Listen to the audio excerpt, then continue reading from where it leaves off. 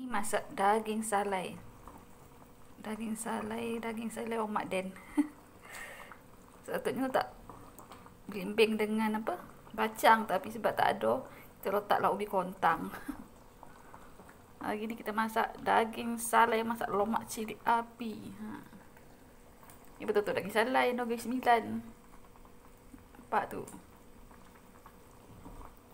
Ini kalau kono dengan nasi panas, oh sedap ni.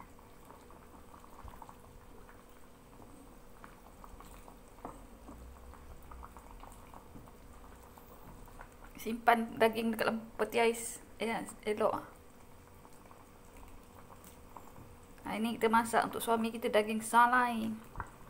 Daging salai. Daging masak lomak cili api. Kan susah nak masak. Campak-campak jadi. Oh malas ya kalau tak nak masak ni. Kan betul tak? Asyik makan luar.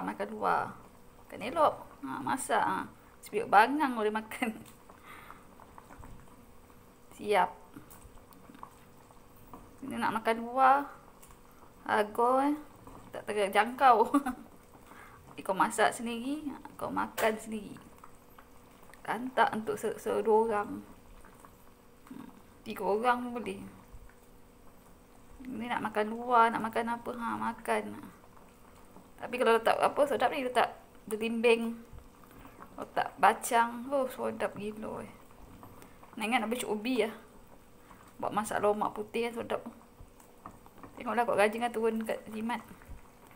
Di kontang tengok dompuk tu. Siap masak. Oh dah sayang suami. Kalau suami tak sayang tak tahulah. Okey lah. Bye bye.